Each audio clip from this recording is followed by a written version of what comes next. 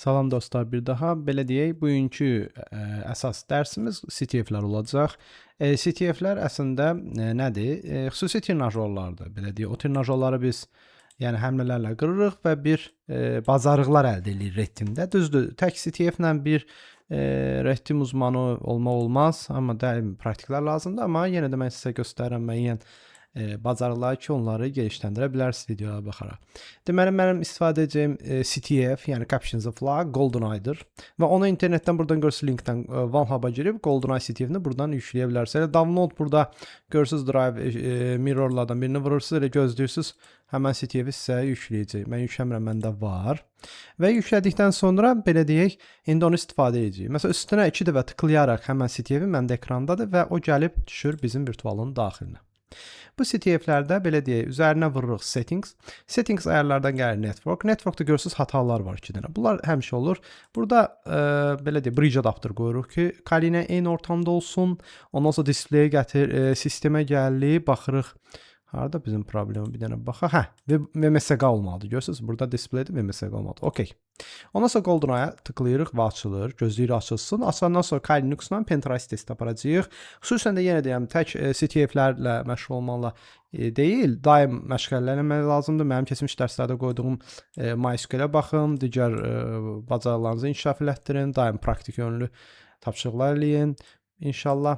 İndi GoldenEye CTF-imiz açılır. Mən ardıcıl yenə dəstələr qoyacağım vaxt elədikcə. Çalışın like'lar verməyi unutmayın. Sayımız artsın inşallah. Instagramdan takip edib baxa bilərsiniz. TikTokda da varıq.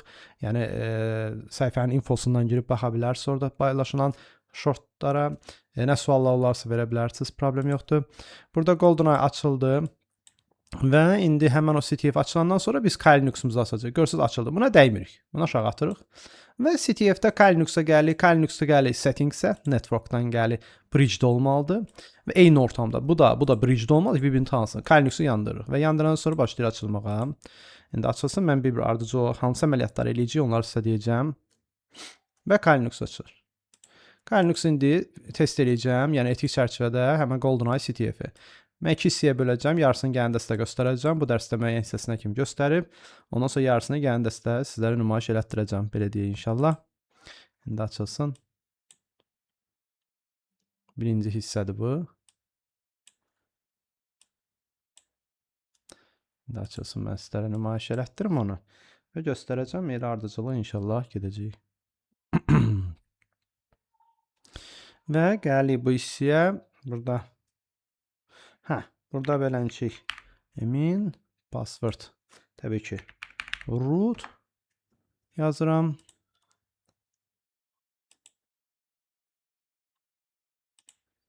Gəlirik buradan terminala, ya da open terminalı buradan aç deyirik sistemə. Çox böyük yaşdır məndə, eybi yox, daha da yaxşı, biraz bazılaşdıram, görünməsi daha rahat olar. Və sudo super user'a keçirik mütləq, root keçdik. Clear keçdik, clear'a keçdik və net discover verəcəm. Discover devs-r. Bu nə deməkdir? Yəni, ətraf mühitdə olan IP-ləri biz bir-bir sıralayacağıq ki, onun içindən CTF-in IP-sini də görək ki, onu skanləyə bilək, yəni axtara bilək. Görürüz, sonra giriş yoxdur. CTF-də təbii ki, elədir. Mən IP-yə baxmaq üçün yeni bir terminal açıram. Öz IP ortamına IPA verirəm və 100.172-dir məndə diapazon görürük ki. O diapazona uyğun olaraq CTF-in yəni axtarılması yəni sistemdə belə eləyəcək 192.168. 100.0/24. O deməkdir ki, ətraf mühitdə olan bu diapazonda IP-ləri mənə sırala. Enter vururam və başlayır axtarmağa və bizim CTF-in də IP-si illa ki onun içində olacaq. GMP-yə gördüyünüz elə o CTF-in IP-si də 225, digərləri isə ətrafda olan digər IP-lərdir. 225-i indi başlayacağıq skanləməyə. Məsələn, mən bunu aşağı eləm və gələm ZMAP-ə. ZMAP nə deməkdir? Yəni IP-ləri, portları. Əsas da biz IP-ni biliriksə, onları skan eləyib, içində hansı port qapılar açıqdırsa, mən portlar haqqında digər dərslərimdə, ilk dərslər demişdim, hansı qapılar açıqdırsa, onları bir-bir sıralayır. Neçə idi, üzr istəyirəm, baxaq, mənim yadımdan çıxdı orada, 225. 225 deməli, GmbH qarşısında olanı gördüm, bir iki CTF-dir, bax, bu. GmbH yazıb. 225-i gəlir, skan edirik. 192.168.100.225 və gəlirik interscan, TCP scan və scanning edirik. Və Zemmap da bizə həmən o CTF-in içində təbii ki, captions of flag-ın içində belə bir qanun var. Özləri bilərəkdən boşluqlar yaradıblar. Su bir serverdir, Ubuntu serverdir və onu boşluqla yaradıblar ki, biz onları qıraq. Beynəlxalq sertifikatda da belə bacarıqlarını nümayiş etdirirlər. Yenə deyirəm, əsas da cyber security təkcə CTF qırmaqla deyil. Yəni bu bacarığın bir növüdür. Əsas layihələr, sistemlər başa düşülür. Sağolun like verməyi unutmayın və çalışdıqca mən daha irəli mövzulara toxunacağam gələcək dəstədə. Görürük ki, qapılardan 25-ci qapı açıqdır. Görürsünüz, burada 25-ci qapını biz görürük. Baxın, Open Port 25. 25 nədir? Göy rənglə işarələdim. 25 Simple Mail Transfer Protokoldur. SMTP, məktubun göndərmə protokolu. İkinci nədir? İkinci 80 digər dəstədə göstərmişdim. Bu da nə portdur? HTTP-dir. HTTP port açıqsa təbii ki, mən burada browserdan bu sayta girə bilərəm və gəlirəm bu hissəyə girirəm və bu CTF-in içərisində olan HTTP açıq olduğuna görə Hypertext Transfer Protocol HTTP və belə vizit verirəm və saytı görürəm burada. Görürsünüz, onun içindəki sayt budur. Severnetstation.com. Yəni GoldenEye CTF-in üçün bilərəkdən belə bir sayt qoyublar ki, biz onu qıraq. Və orada görürük ki, 51.6.7 isə bu məktubların saxlandığı yer kimi götürülüb CTF-də. Hər bir CTF-də özünün kuralları var. Məsələn, biz hansısa bir CTF-ə, hansı bacarıqlar təzə başlayanda, yəni basic səviyyədən başlayarkən, hansısa CTF-də bir kural var ki, hər hansı bir yerdə bir tık eləyirik və orada view page search səhifənin, yəni belə deyək də, arxa fonunu görmək üçün bir keçirik və arxa fonda HTML, belə deyim, JavaScript search edib, JavaScript-də yönəlmə bir kod görürük. Təbii ki, CTF-lərin hamısında, beynəlxalq sertifikatlarda, ümumiyyətlə CTF-lərdə harasa tıklama, belə bir də axtarış. Çünki mühəndisin o bacarıqlarını inkişaf etdirmək üçün nəzərdə tutulur. Əslində bu yenə deyirəm, bu demək deyil ki, bunu elədim, mən xahiş edirəm, yox. Təbii ki, o təbəqə keçirik də, basic-dən advanced-da kimi gedən yollar. Və burada gəlir terminologiyası var. Tıklayırsınız oraya və görürsünüz ki, belə bir yazılar ortaya çıxır. Məsələn, baxırıq Boris və Natalya. Baxın, burada Natalya da var. Üzr istəyirəm.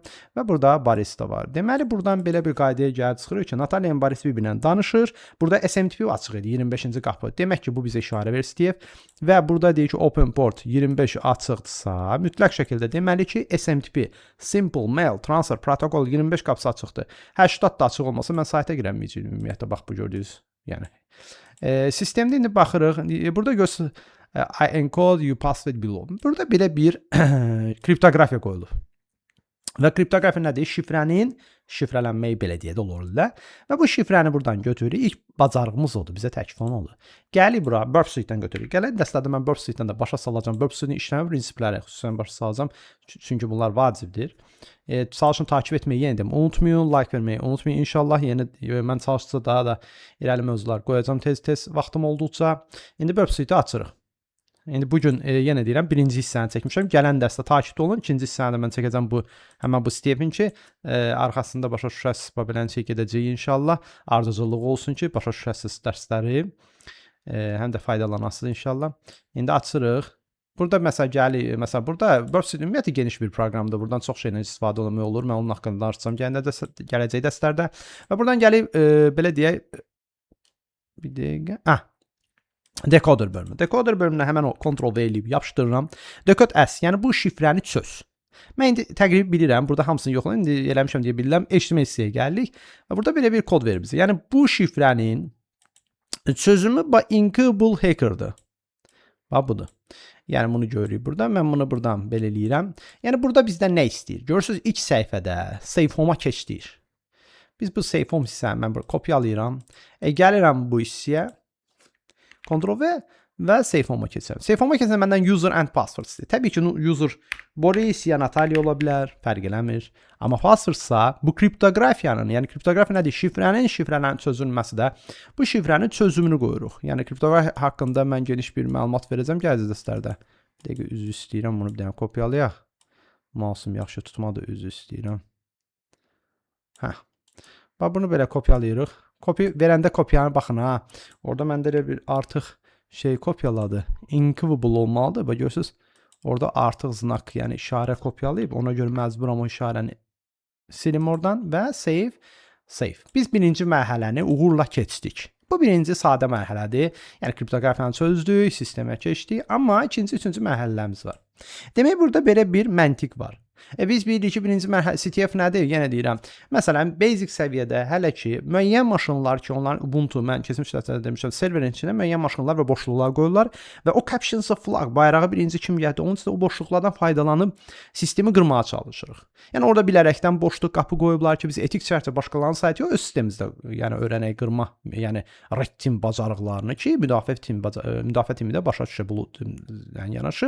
Və burada gördük ki, 25-ci qapı açıqdır. SMTP məktublaşır. Deməli, Natalya barəsi məktublaşır. 80 da URL-dan girdiyimizə görə məktubların saxlandığı yer 55.6.7 kimi götürülüb. İndi biz nə edəcəyik? Demək, biz bir şey fikirləşirik. Bizə lazımdır. Bax, buradan gəlirik. Məktubun saxlandığı bölgəyə giriş eləmək. Və bu bölgəyə giriş eləmək üçün mütləq şəkildə belə bir komanda verəcəyik. Sonra gəlirəm sudo su. Məsələn, girirəm root və gəlirəm netcat xət. Netcat verirəm və birbaşa IP-ni yazıram. 100.225. 192.168. Üzr istəyirəm. 168.100.125 idi səhv eləməsə, bir dənə də baxım. 225 üzr istəyirəm. 225 55.007 qapısına keçid elə. Nə deməkdir? İndi onun haqqında mən bir açıqlama edeyim. Demək, biz bilirik ki, mən nə dedim? 25 Simple Mail Transfer Protocol məktubun saxlandığı yer protokoludur. Yəni məktublaşma. Natalya barəsi illa ki, onun içində məktubları var, biz onu oxumalıyıq. Və 55.6.7 isə məktubun saxlandığı yerdir. Zaten burada Discover Open Portda biz ZMAP-lə skan eləyəndə TCP portlar üzrə görürük ki, bütün portların hansılarsa açıqdır. Və mən burada verirəm həmən o IP-ni 55.7. Mənə deyir ki, okey, POP3 mail serverə xoş gəlmişsən. Amma mən userlar Natalya barəsində olduğumu bilirəm, amma parolları bilmədiyimdən demək ki, o parolları necəsə tapmalıyam. Artıq burada bacarıqlar inşa verməlidir. Deməli, ora hər hansı bir brute force'dur, kitabxana atakası eləmək olar. Mən bu hissəyə gəlirəm, open folder edirəm. Və illa ki, o CTF-in parolları bizim bu Kali Linux'un, hamımızın Kali Linux'un içində parollar qoyulub ki, biz öyrənmək məqsədidir təbii ki, etik çərçivədə. Gəlir file sistemə. File sistemdən VSR, məsələn, şeyə, burada belə bir web shells. Web shells-a gəlir. Sağ tərəf shells. Deməli, VSR, şeyə web shells-a gəlir. Daha sonra web shells yox, üzr istəyirəm. Dönə-dönə WordPress-ə. Word listi. WordList. User şey WordList-ə gəlsin. WordList-in içində çoxlu kitabxanalar var. Bu kitabxanalar nə üçün lazımdır? Yəni, o kitabxanalar əvvəllər, belə deyim, brute force'dur. Yəni, kitabxana atakası istifadə olunan kitabxanalar olur, sonradan Kali Linux'un içinə qoyublar ki, belə CTF-lərdə bizə istifadə edəyik. İlla ki, biz burada kitabxana olaraq, yəni brute force'lar ataka nə deməkdir? Kitabxana vasitəsilə sistemə hücum olunması. Və illa ki, o parollar ki var, Natalya barəsi istifadə edib burada, illa ki, burada var. Məsələn, burada Fasttrack kitabxanası görür. Fasttrack'in içində illa ki, bütün parollar görürsünüz var. Deməli, Natalya barəsində parolları illa ki, bunun içində olacaq. Yəni, əsas da CTF-in məntiqini anlamaq lazımdır, sistemi anlamaq lazımdır. Yoxsa belə qırdım, mən hər şey biləm kimi yox. Və mən bu hissədən, elə bu hissədə bir brute eləyəcəm. 2 kitabxana ilə sistemi qıram. OpenTeam nahiyə eləyirəm, yəni buradan açıram və birinci növbədə özümə bir userla yazıram. Sudo nano, məsələn, yazıram user.txt və user.txt-in açıram, root və keçirəm içinə.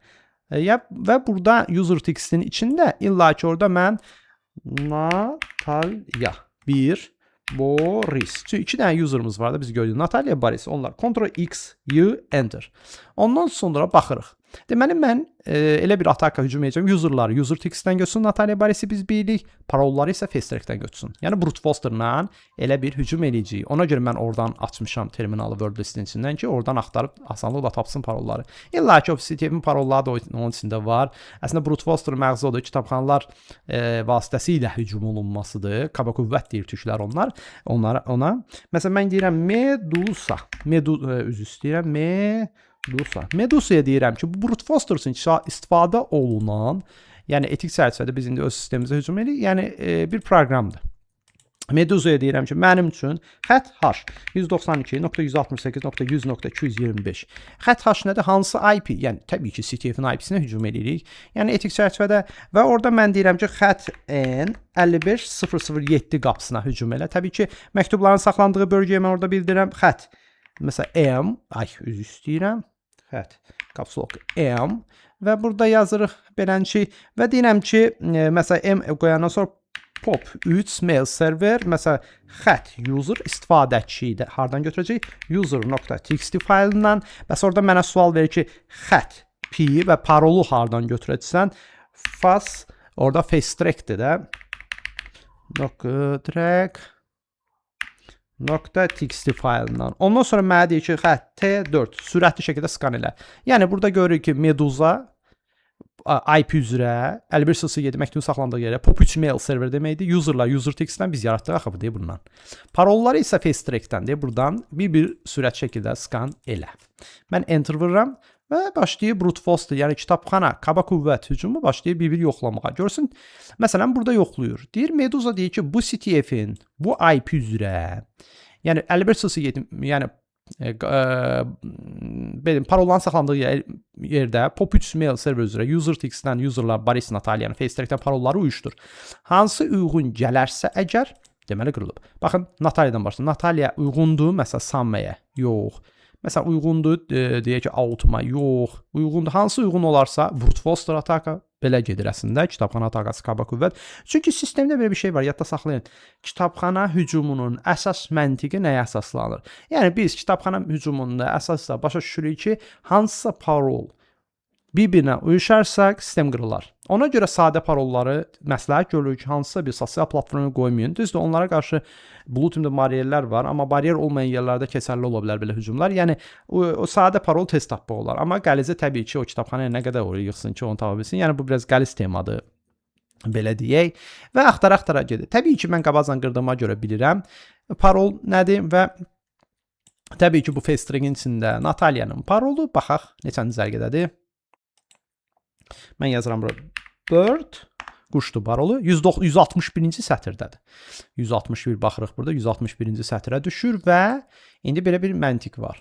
Bu parollar hələ ki gəlib 24-cü sətirdə, 261-dən 24-dədir. 161-ə kimi yəni axtaracaq. Biz indi öz işimizdə gələk bura və biz girişə sağlayaq görək, məktubun içinə özümüz bildiyimiz bird-lə girə biləcəyik. Hələ ki arxa fonda brute force gedir. Təbii tapanda qarşısında göstərəcək ki, tapıldı parol, yəni bu bir növ hücum vaxtı bizə bildirəcək ki, parol tapıldı ya tapılmadı kimi şeylər. İndi biz yazırıq burada. Məsələn, mən buranı biraz böyük eləyirəm. Yenə deyirəm, CTF-i bax bu adresdən, OneHub-dan, elə GoldenEye, yəni CTF-in adıdır verərək axtarış verirsiniz. Məsələn, axtarış belə gedir. Məsələn, GoldenEye ova yazırsınız, elə GoldenEye buradan girirsiniz. Elə çıxacaq qabağınıza GoldenEye və buradan gəlib, buradan yükləyə bilərsiniz ki, CTF sizdə olsun. Məsələn, yüklənmə sırasında da üstünə tıklayırsınız, gəlir düşür VirtualBox-un daxilinə. Mən indi buradan sudo su elləm yenə və root elləm yenə və bu dəfə netcat və belə vururam 192.168.100. Ay, üzr istəyirəm. 225 55.006 portuna 7 üzr qapılan saxlandı, məktubdan saxlandı. Vəsə. User, mən deyirəm, burada yazıram Natalya. Enter. Pass. Bird. Enter. Vəsə. İndi əgər mən orada yazdım ki, ay, bir dəqiqə, alt dəqiqə şifrəl nə elədi? İndi baxaq. Görək parolumuz düz idi, üzr istəyirəm. Bir dənə baxaq. 100.225 aha. Yəqin bəzən belə şey olur. Gəlin belə təzədən girək sistemə. 192.160 100.225 55. Ay so. Gözləmədim bəlkə də user n-a-t-a-l-y a. Vəsə. Yazıram p-a-s-s pass. b-r-d bird. Enter bıraq. İlla ki passworddur. İsmi elə yadımda qalmışdı. Onun üçün dəfələrlə qırmış uşaqlarla. İndi baxırıq. Yəqin ki, bu dəfə keçə biləcək. İndi baxaq. Yəni, həmən IP üzrə 5107 user Natalya. OK gəldi. Ondan sonra password. Login təbii ki, elədi. List məktubları mənə göstər. Və görə 2 dənə məktub var. Retur məktubları oxuyuruq. 1 vururam, birinci. Retur məktub vururam, 2, ikinci. Və gəldi 2 məktublar. Görürsünüz, burada məndə məktublar 2 dənədir. Birinci və ikinci. Retur elədim, ikinci məktublara baxdım və məktubların içindən biz, təbii ki, bizə tapşırılan nədir? Bu CTF-in kurallarına görə mən arkadaşlar bir dənə bağlayayım. Hər halda bir dənə bunu saxlayacağım. Bunu da belə aşağı atım. Onu da aşağı atım. Baxaq görə burada, 56-da da hələ gəlib çıxmayıb, 161-də təbii ki, tapacaq. Biz hələ ondan qabaq eləmişik deyə hələ gəlib orada çatmayıb.